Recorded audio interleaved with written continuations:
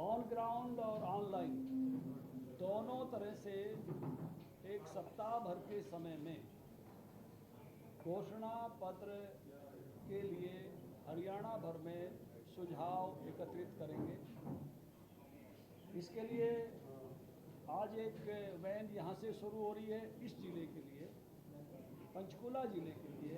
ऐसे ही 22 के 22 जिलों में वैन जाएगी, हर एक ब्लॉक तक जाएगी और सभी ब्लॉक केंद्रों तक पहुंचकर सुझाव वैन के माध्यम से एकत्रित किए जाएंगे। माननीय मुख्यमंत्री जी आज यहाँ उस वैन को झंडी दिखा के रवाना करेंगे। एक सुझाव की पेटी बीजेपी के जितने भी कार्यालय हैं उन सभी कार्यालयों में भी रखी जाएगी। जितने लोग कार्यालयों में आते हैं वो वहाँ पर भी सुझाव दे सकते हैं।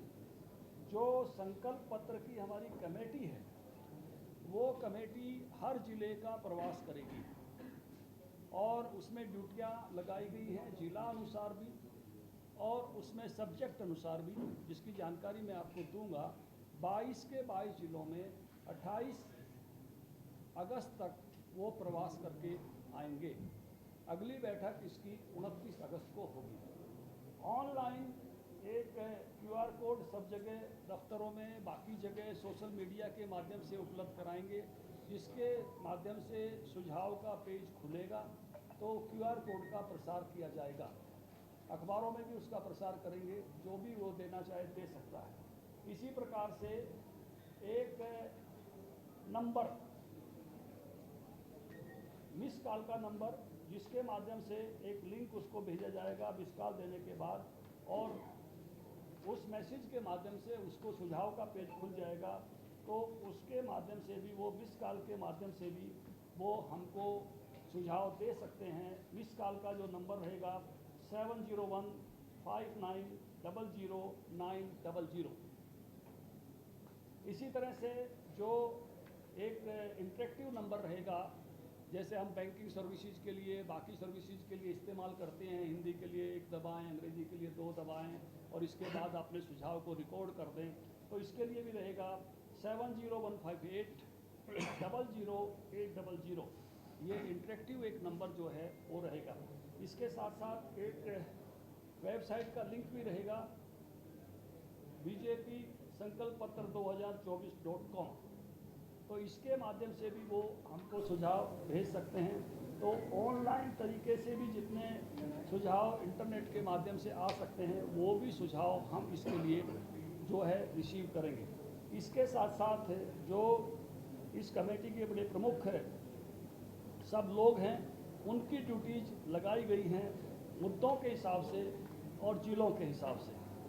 मेरी कमेटी में डॉक्टर संजय शर्मा हैं, मेडिकल क्षेत्र के, चाहे वो छात्रों से जुड़े हैं, चाहे मेडिकल फैसिलिटी से जुड़े हैं, चाहे हॉस्पिटल से जुड़े हैं, उनके सुझाव एकत्रित करने की ड्यूटी दी गई है। और रोहतक और अंबाला ज़िले में भी जाकर वो जो है इस प्रकार की संगोष्ठी करके सुझाव लेंगे।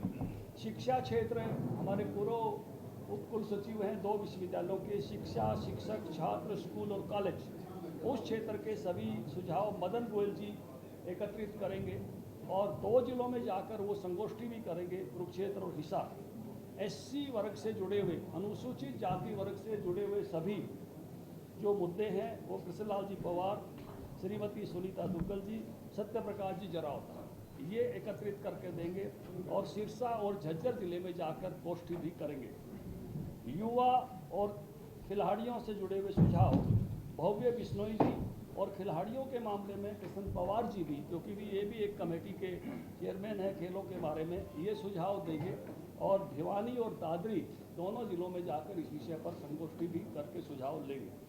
व्यापारी और उद्योगपतियों से जुड़े हुए मुद्दों पर विपुल गोयल जी ये सुझाव एकत्रित करेंगे और फरीदाबाद और पलवल ये 2 जिलों में जाकर इस विषय की संगोष्ठी भी करेंगे।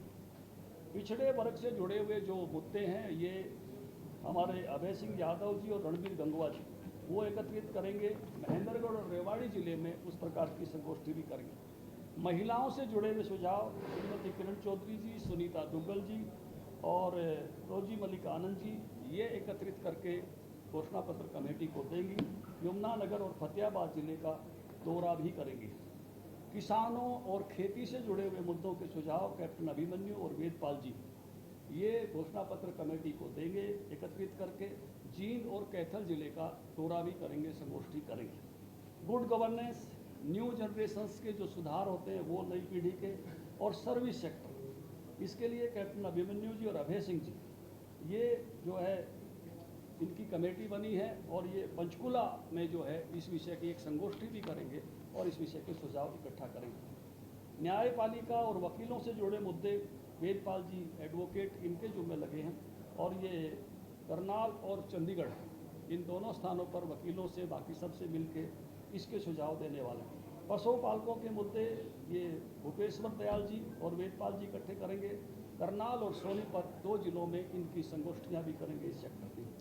पंचायती राज के मुद्दे ये भी एडवोकेट वेदपाल जी और भूपेश्वर दयाल जी करेंगे, और इन्हीं दोनों जिलों में ये इनकी जानकारी इकट्ठी करेंगे। स्थानीय संसाधन, नगर निकाय, कैप्टन अभिमन्यु जी और विपुल गोयल जी ये पार्टी को इसको इकट्ठा करके देंगे कमेटी को, और इनको फरीदाबाद और रोहतक में इन विषयों पर संगोष्ठी करने के दायित्व सौंपा गया। जो NRI बाहर रहते हैं इनके मुद्दे विपुल गोयल जी को दिए हैं, और जिन जिलों से ज़्यादा NRI हैं, करनाल और कुरुक्षेत्र, वहाँ जाकर इनके मुद्दों पर वो जानकारी लेंगे। इसी प्रकार से जो बाहर से आए हुए लोग हरियाणा में काम करते हैं, पूर्वांचल से, उत्तराखंड से, मध्य प्रदेश, छत्तीसगढ़ से, वो जानकारी भूपेश्वर दयाल जी इकट्ठा करेंगे। पानीपत और फरीदाबाद जिले से उनके बीच में जाके जानकारियाँ इकट्ठी करेंगे। मेवात और अन्य पर्वतीय क्षेत्र जो है, पर्वतीय क्षेत्र, मेवात के लिए विपुल गोयल जी और बौरनी के पर्वत क्षेत्र के लिए संजय शर्मा जी के मुद्दों के लिए जाएंगे। सरकारी कर्मचारी इनके जो कोई इश्यूज हैं वो श्रीमती किरण चौधरी जी, अभय सिंह जी इकट्ठा करेंगे। चंडीगढ़ और पंचकुला में इसलिए कर्मचारियों से इंटरेक्शन करेंगे। मजदूरों के जो मुद्दे हैं वो सत्यप्रकाश जरावता जी और भूपेश्वर दयाल जी फरीदाबाद, पानीपत और रेवाड़ी इन 3 स्थानों पर जो है ये उनसे जो है वो मुद्दे लेंगे और उन पर बातचीत करेंगे। ढांचागत सुविधाएं, इस पर किरण चौधरी जी वो जो है पार्टी को सुझाव देंगी। पर्यावरण के मुद्दे, इसमें भव्य बिश्नोई और सुनीता दुग्गल जी, और ये इस विषय में पार्टी को सुझाव देंगे। पूर्व सैनिक कैप्टन अभिमन्यु जी इस विषय पर जो है पार्टी को वो इस विषय पर भी पूर्व सैनिकों के साथ इंटरेक्शन करके सुझाव देंगे। तो ऐसे सब बड़े नेताओं की अलग अलग मुद्दों के लिए ड्यूटी लगाई गई है, और वो अलग अलग जिलों में जाकर एक सप्ताह भर के समय में 28 तारीख तक का समय, 28 अगस्त तक का दिया गया है। 29 अगस्त को फिर रोहतक में इस घोषणा पत्र कमेटी की दूसरी मीटिंग होगी।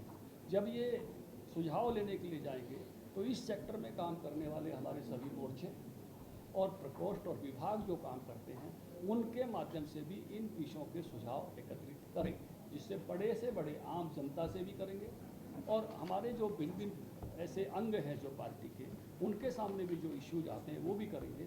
उसके साथ साथ हर जिले के ज्वलंत मुद्दों को भी ये लेकर आएंगे कि हर जिले में कौन सा मुद्दा ऐसा है जो बहुत महत्वपूर्ण है, उसकी जानकारी भी जिलों में जाने वाली कमेटी लेकर आएगी। ये दायित्व आज हमने बैठक में इनको सौंपा है, और मुख्यमंत्री जी के द्वारा आज एक पहली वैन जो है यहाँ से निकलने जा रही है। नंबर जो है वो एक्टिव हो गए हैं, और सोशल मीडिया के माध्यम से जो ऑनलाइन प्रचार है उसकी जारी, और आगे से कुछ विज्ञापन भी अखबारों के माध्यम से देके, जिससे QR कोड और नंबर और वेबसाइट लिंक लोगों तक पहुँचे, उसको पहुँचाने का काम करेंगे। ये आज की बैठक में हमारा निर्णय हुआ है। और यूथ को लेकर के भी कोई कमेटी बनाई है? बिल्कुल, यूथ का बताया ना मैंने, भव्य बिश्नोई यूथ। ये अभी 7 दिन का समय सबको दिया है, क्योंकि आपको पता है चुनाव बड़ा नज़दीक है।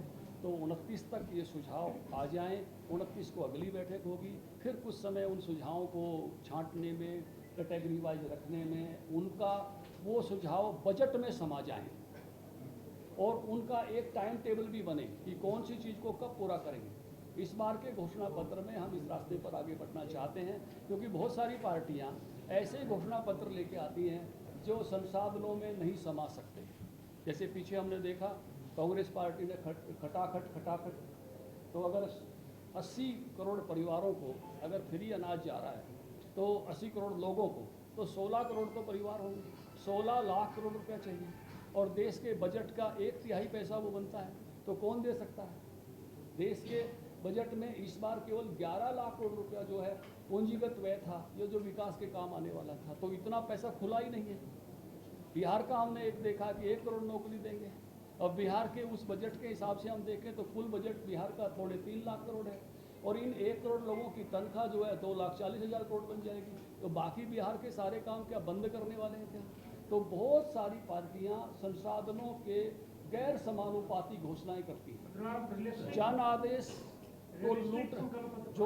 को लूटने का काम करती हैं, तो रिसोर्सेज के समानुपाती घोषणाएं कि जो हमारे पास उपलब्ध रिसोर्सेज हैं उन रिसोर्सेज के आधार पर तो आप क्या ये करेंगे जो घोषणा लिखेंगे उसके आगे लिखेंगे इसमें इतने करोड़ रुपए लगेंगे, क्या बताएंगे? निश्चित रूप से मैं ये कहना चाहता हूँ कि हमारा जो घोषणा पत्र होगा वो रिसोर्सेज के समानुपाती होगा। जब घोषणा पत्र जारी करेंगे तो आपसे ये भी चर्चा करेंगे कि इस घोषणा पत्र को पूरा करने में कुछ टाइम टेबल, क्योंकि हर बात के लिए 5 साल की छूट नहीं मांगेंगे, और कुछ रिसोर्सेज में कैसे ये समा सकता है उसकी भी आपके सामने चर्चा करेंगे। तब आपके सामने डिटेल आ जाएगी। संसाधनों में कैसे पूरा हो सकता है, सरकार के उपलब्ध संसाधनों में, इसकी चर्चा उस समय की जाएगी। तो जो आपका पिछला मैनिफेस्टो था और ये जो मैनिफेस्टो है उसमें किस तरह से ये इसमें और उस मैनिफेस्टो में ये अंतर होगा कि इस मैनिफेस्टो में ज़्यादा पर्टिकुलर होकर हम जाएंगे, तो उसमें ज़्यादा पर्टिकुलर होंगे, चीज़ों को ज़्यादा कंक्रीट रूप से सामने रखने का काम करेंगे कि क्या क्या किस किस तरह से किया जा सकता है जर्नल घोषणाओं की तुलना में। तो ज़्यादा पर्टिकुलर ये जो है घोषणा पत्र होगा। क्योंकि संकल्प पत्र की आप तैयारी में जुट गए, 2019 के संकल्प पत्र के कितनी संकल्प आपने पूरे कर लिए? ये जिसको मैं कहूँगा कि इन जनरल तो मैं कहूँगा कि हमने सभी काम को पूरा किया है, लेकिन क्वांटिटिव मात्रा में कई बार नापने का विषय अलग हो जाता है, लेकिन जिनको आप कहोगे कि जो घोषणाएं जो थी वो लगभग पूरी की। सर जो बच गई है 28 को देंगे कि 28 से पहले भी दे सकती है? नहीं, सुझाव तो लोग हमेशा देते रहेंगे। 28 तारीख तक तो इस कमेटी को प्रवास करने की और वेंस को घूमने की ड्यूटी दी है, जिससे 29 तारीख को ये अपना काम निपटाकर आगे आ जाएं, और 29 को हमारे को वो भी मिल जाए कि सुझाव कितने हज़ार की संख्या में आए हैं, और कमेटी अपना काम करके अपनी रिपोर्ट लेकर आ जाएं। उधर रिपोर्ट को कलेक्शन का, डाटा कलेक्शन का, सुझाव कलेक्शन का दिन होगा, और उसके बाद कुछ समय हमको लगेगा सबको एनालाइज करने में, और फिर तीसरी बैठक करके हम उसको फाइनल करेंगे। 5 सितंबर तक संभावित है घोषणा पत्र? सितंबर फर्स्ट वीक अभी मैं संभावित तिथि कह सकता हूँ, वो 1-2 दिन आगे पीछे हो सकती है। हम कोशिश करेंगे सितंबर फर्स्ट वीक में हम अपने घोषणा, वो मुख्यमंत्री जी का विषय है, मैं उसमें एक सदस्य मात्र हूँ, ये बताएंगे। ऐसा है, माननीय मुख्यमंत्री जी से आग्रह करूँगा वो अपनी बात रखेंगे। माननीय मुख्यमंत्री, धन्यवाद सभी का। अभी हमारे संकल्प पत्र के प्रमुख आदरणीय ओम प्रकाश धनखड़ जी ने आज हमारी ये संकल्प पत्र की पहली बैठक हुई है, और इसमें पूरी रचना योजना बनी है। आज हम यहाँ से संकल्प पत्र वैन को झंडी देकर भी रवाना करने वाले हैं। जैसा अभी बताया भी है कि ये वैन जनता के बीच में जाएगी, जनता के सुझाव हम एकत्र करते हैं, क्योंकि पिछले 10 वर्षों में हमारी सरकार ने लोगों की अपेक्षाओं के अनुरूप जो उन पिछले संकल्प पत्र में बातें आई थी, उन सब बातों को पूरा करने का काम हमारी सरकार ने किया है। और अब 2024 के विधानसभा के आम चुनाव का आगाज हुआ है, और इस आगाज के अंदर भारतीय जनता पार्टी अपना संकल्प पत्र जारी करती है। उसको लेकर के आज इसको वैन को हरी झंडी दिखा करके लोगों के बीच में हर ब्लॉक स्तर पर भेजेंगे, और ये वैन 26 तारीख तक लोगों के बीच में सुझाव लेने के लिए अलग अलग स्थानों के ऊपर जाएगी। हर 22 के 22 जिलों में ये वैन चलेगी। आज पंचकुला से हम इसका शुभारंभ कर रहे हैं आप सबकी उपस्थिति में। और हमारी जो कमेटी बनी है, 15 लोगों की हमारी संकल्प पत्र की कमेटी है।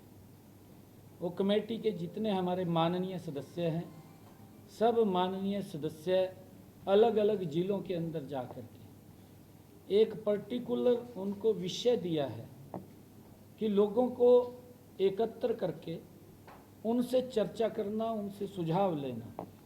ये हमारी इस कमेटी का मुख्य उद्देश्य है।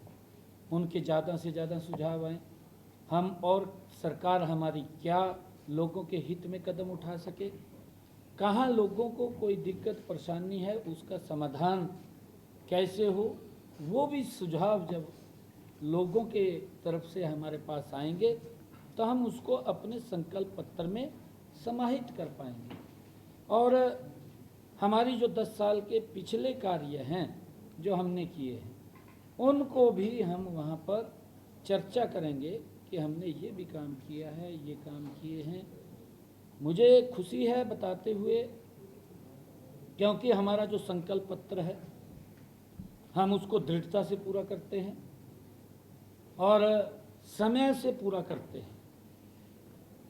पिछला जो हमारा संकल्प पत्र 2019 का, उसमें 265 हमने संकल्प किया था, हमारे विषय थे। लगभग हमने उनको पूरा किया है, सभी जो हमारे संकल्प पत्र में थे।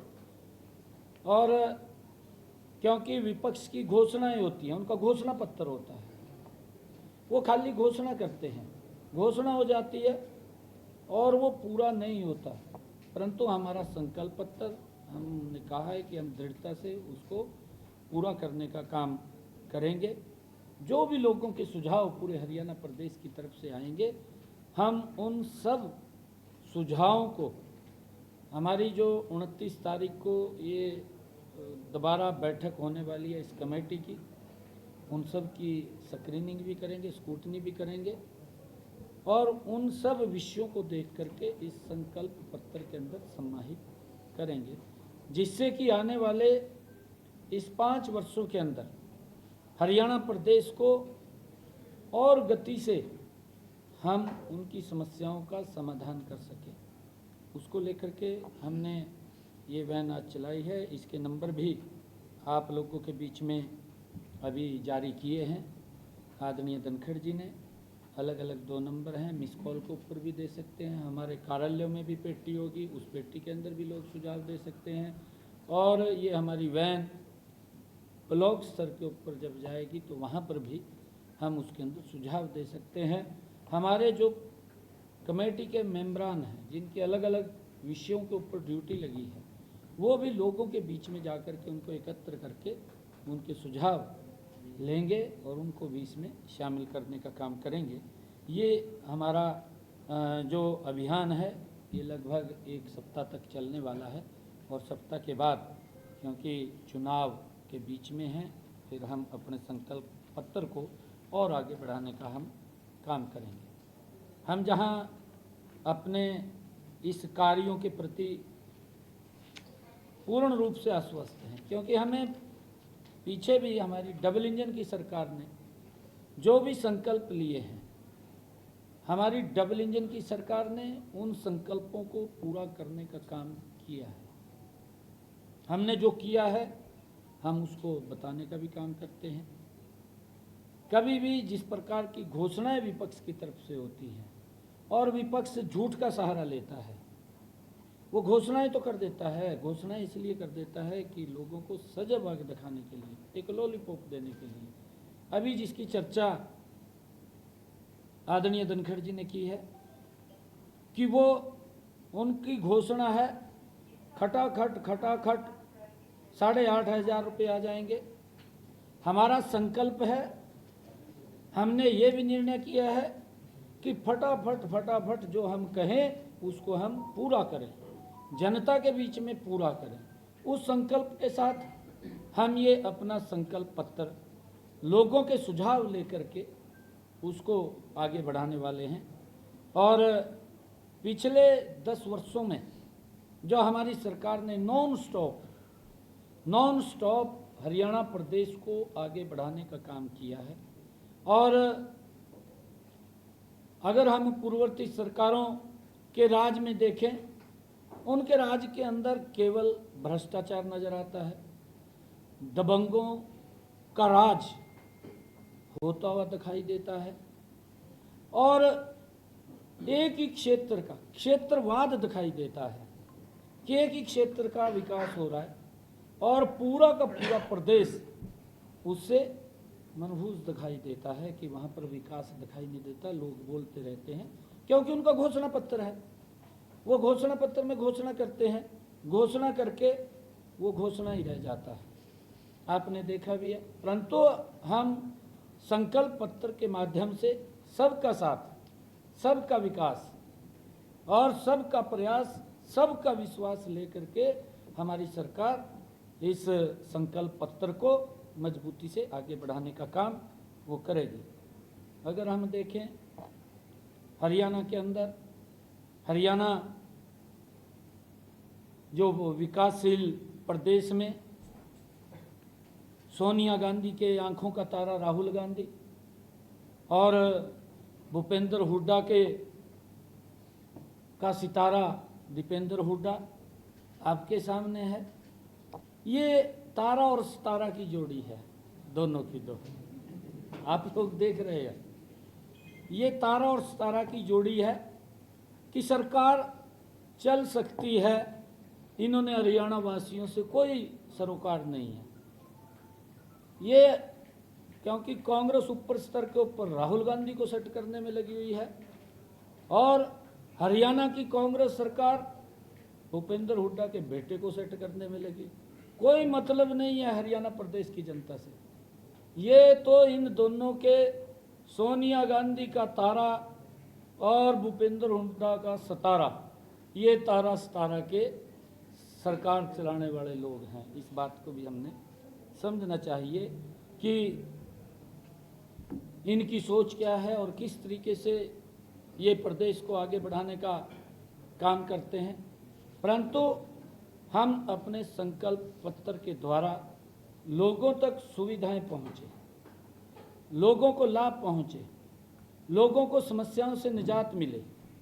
अगर हम पिछले शासन के दौरान देखें, क्योंकि कांग्रेस की घोषणाएं थी, घोषणा ये थी कि 24 घंटे बिजली देंगे। आप लोगों ने भी उसको प्रमुखता से उठाया क्योंकि आपके सामने उन्होंने बोला कि बिजली रैलियां तक की गई, परंतु 24 घंटे बिजली उपलब्ध हरियाणा प्रदेश के लोगों को नहीं हो पाई और लोग वो वैसा ही जीवन व्यतीत करते रहे क्योंकि घोषणा थी। परंतु हमारा संकल्प था, हमने अपने संकल्प को दृढ़ता से पूरा किया और हरियाणा प्रदेश के लोगों को 24 घंटे बिजली देने का काम हमारी सरकार ने किया। आज हमें इस बात का भी गर्व है कि हरियाणा प्रदेश के हर जिले को हमने अपने उस संकल्प को दोहराते हुए हर जिला को 4 लेनिंग रोड से जोड़ने का काम किया है, लोगों के जीवन को सरल और सुगम करने का काम किया है। हम ये भी देखते हैं, जब मैं तारा सितारा की बात कर रहा हूँ, कि वो लोग जब वो घोषणा करते थे तो लोग एक गैस का सिलेंडर लेने के लिए 4-4 दिन तक लाइन में खड़े रहते थे।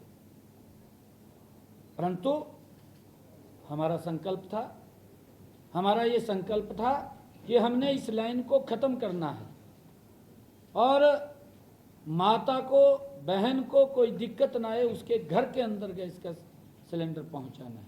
उस व्यवस्था को दुरुस्त किए, आप लोगों के सामने है।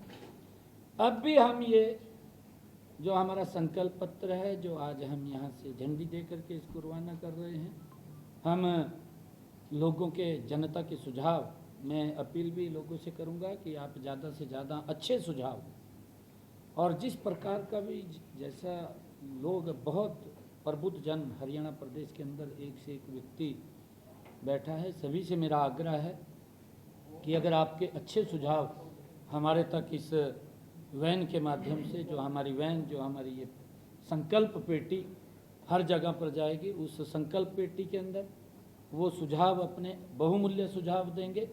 तो हम हरियाणा प्रदेश को आदरणीय नरेंद्र मोदी जी के दिशा निर्देश के अंदर और मजबूती से और सशक्त होकर के उसको आगे बढ़ाने का काम हम मजबूती से करेंगे, ताकि लोगों को किसी प्रकार की समस्या या दिक्कत जहाँ भी हो उसका समाधान हम कर सकें।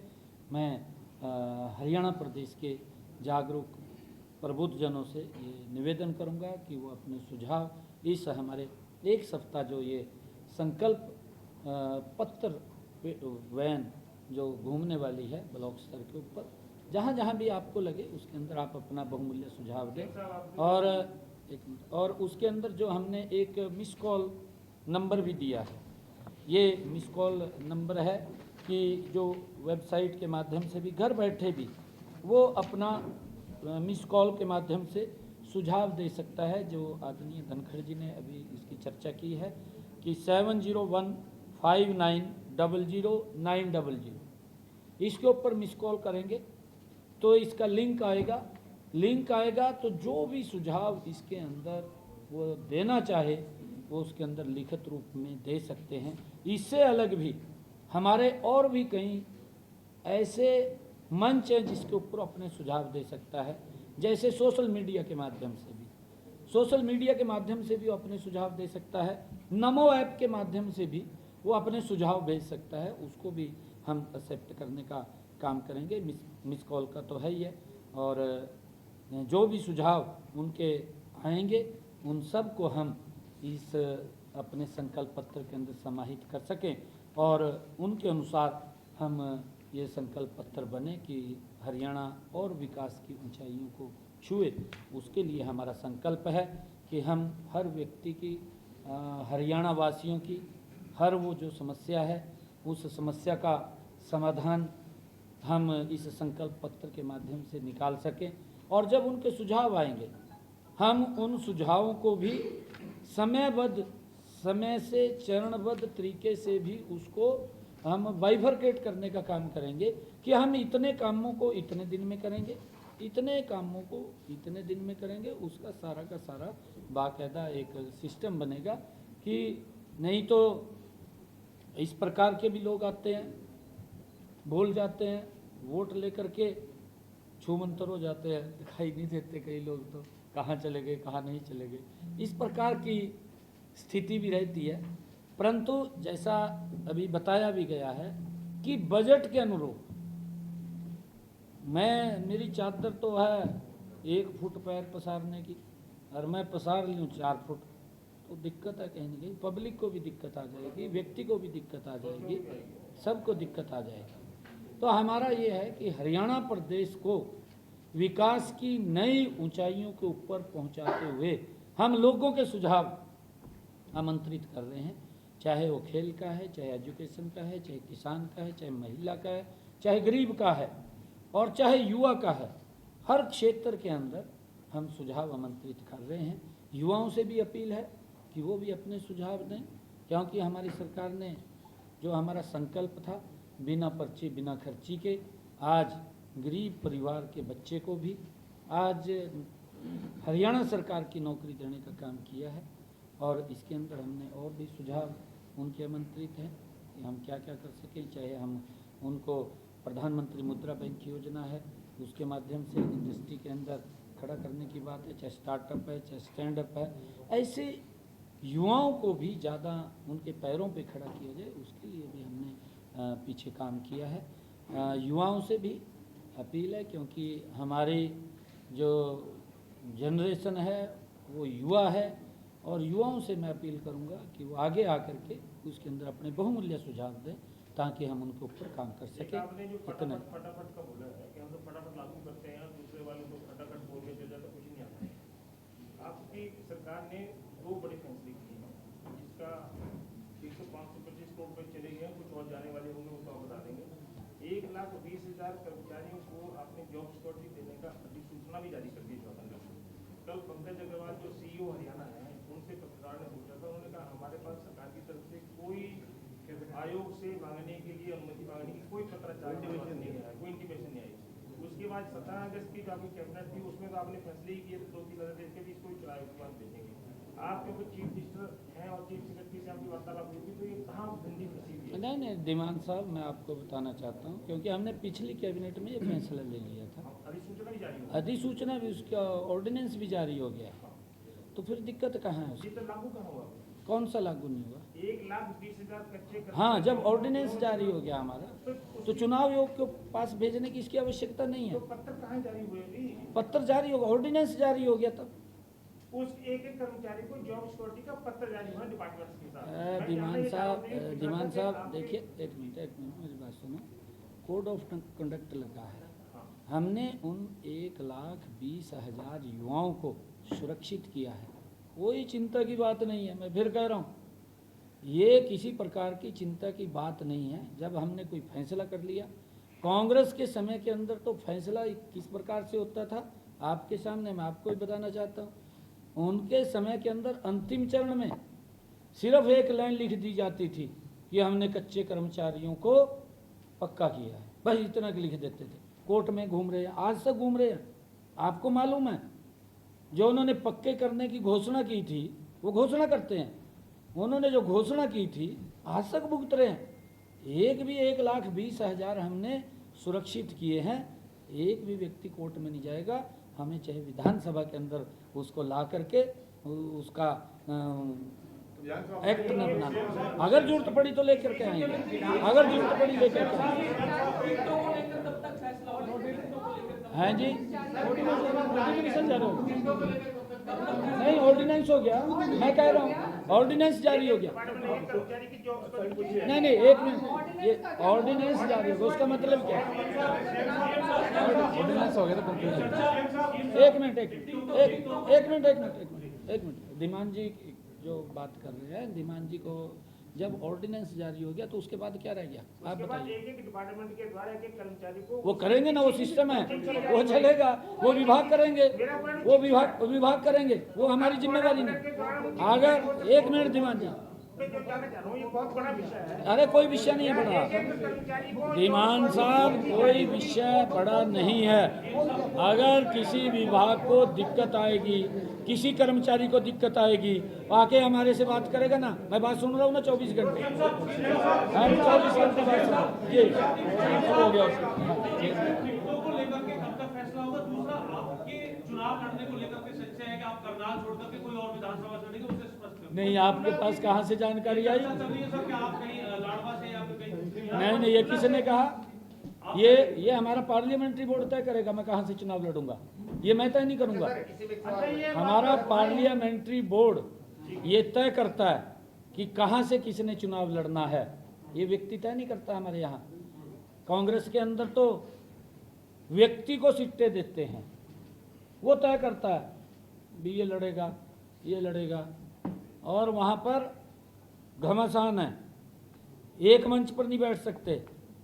मुझे तो ऐसा महसूस हो रहा है कि हुड्डा वाली सीट पर सैलजा न तार दे, सैलजा वाली सीट पर हुड्डा न तार दे। यहाँ तक हालत खराब है कांग्रेस की, वो कहाँ हरियाणा प्रदेश का भला है?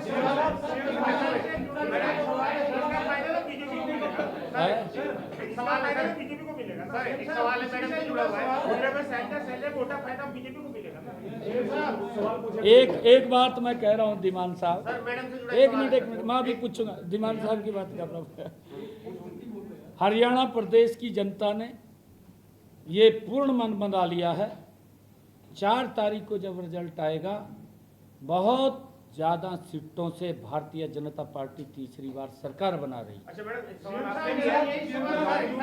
एक सवाल ही है सर। मैडम, आप इतने लंबे समय तक कांग्रेस में रही, आपकी फैमिली रही है, मुख्यमंत्री रहे, यहाँ की जो तासीर है भाजपा की काम करने की और कांग्रेस की बिल्कुल अलग है, किस तरह एडजस्ट कर पाई खुद को?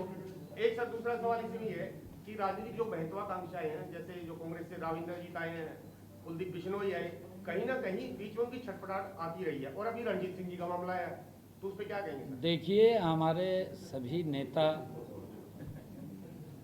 आदरणीय किरण चौधरी जी, एक मिनट मैं बता देता हूँ, आप मेरे से पूछ रहे ना, मेरे से पूछ रहे मैंने मैडम से पूछा था। नहीं, प्रेस तो यहाँ संबोधित चीफ मिनिस्टर हरियाणा ठीक है सर, आप देखिए। हैं। नहीं, आप भी क्या उड्डे की तरह आंख कहीं और निशाना कहीं। हाँ? ठीक है। हाँ?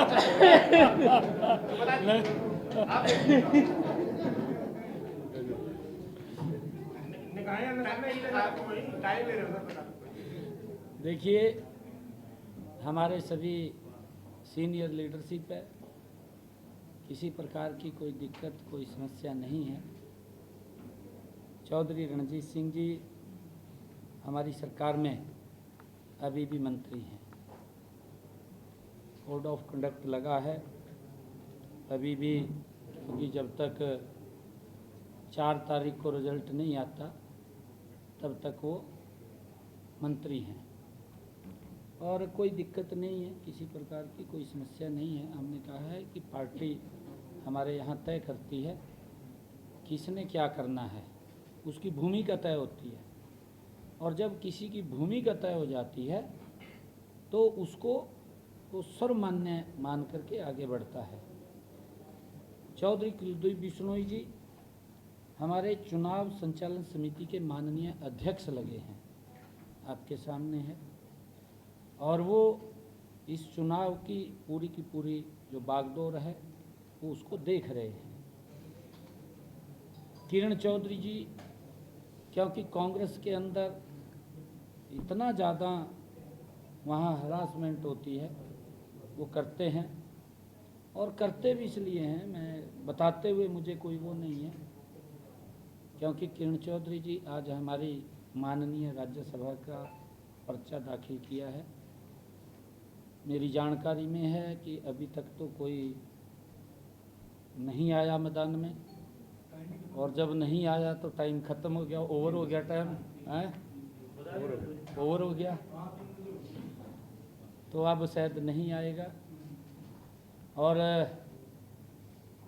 दोनों आपस में लड़ रहे हैं, हुड्डा साहब और दुष्यंत साहब, दोनों की लड़ाई। वो उसके ऊपर आरोप लगा रहा, वो उसके ऊपर आरोप लगा रहा, और दोनों के घर ठीक नहीं है, ना हुड्डा का घर ठीक और ना दुष्यंत का घर ठीक है जी।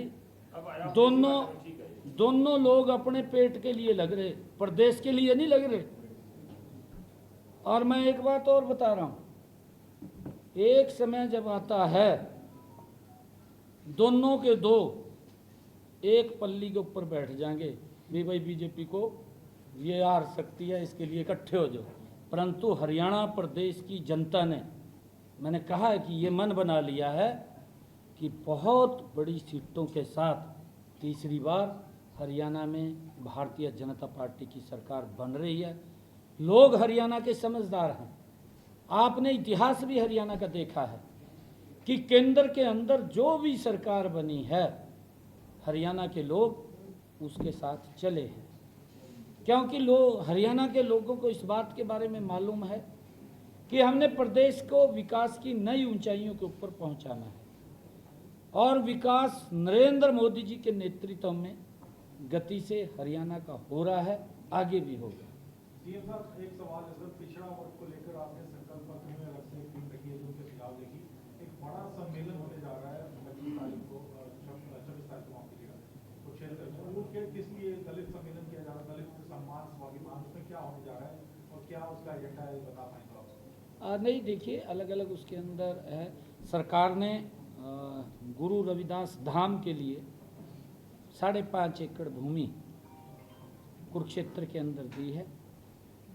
गुरु रविदास जी महाराज की पूरी शिक्षाएं, और उन्होंने जो समाज को एक दिशा दी है, वहाँ पर एक बड़ा धाम वो बनेगा।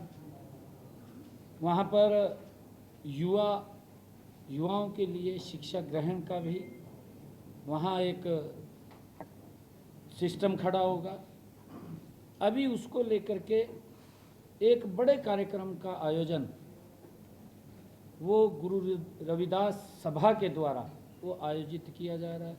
उसमें हमारे केंद्रीय मंत्री रहेंगे, और उसमें यहाँ के लोग भी रहेंगे। एक बड़ा काम जो लगातार सरकार हमारे गुरुओं को पहली बार आज़ादी के बाद अगर सम्मान मिला है इन 10 वर्षों के अंदर, हमारे गुरुओं को उनके अनुरूप उनकी शिक्षाओं को आगे बढ़ाने का काम अगर हुआ है तो इन 10 वर्षों के अंदर हुआ है। और उसी कड़ी के अंदर गुरु रविदास जी महाराज के उस पवित्र धाम जो सरकार ने 5.5 एकड़ भूमि वहाँ उनके नाम के ऊपर दी है, एक बड़ा फंक्शन का आयोजन वहाँ पर हो रहा है। उसमें केंद्रीय 25 करोड़ सरकार लगाए, 25 करोड़ रुपया सरकार उसके अंदर खर्च भी कर रही है उसको बनाने के लिए। और वहाँ पर एक बड़े कार्यक्रम का आयोजन है, हमारे केंद्रीय मंत्री भी रहेंगे। नौजवानों को रिटाइल तरजीह दी जाएगी, क्या ये भी है कि कुछ सिटिंग जो एमएलए हैं उनको रिप्लेस किया जा सकता है? नौजवान जो लीडर्स हैं उनसे ये बात आ रही है कि जो नौजवान है उनको ज़्यादा तरजीह दी जानी चाहिए टिकटों में। अच्छा है, आपने बात की है, नौजवानों में एनर्जी होती है, वो बड़ी सख्ती से काम कर सकते हैं। अच्छा है, नौजवानों को भी हम स्थान देंगे, ऐसा नहीं है कि नौजवानों को स्थान नहीं देंगे। हमारी पार्टी की सोच है कि हम यूथ को आगे बढ़ाएं। कब तक लिस्ट बनाई जाएगी? ये पहले या बाद में टिकट फाइनल? सबसे पहले आपको बताऊंगा और किसी को नहीं बताऊंगा जब जारी हो।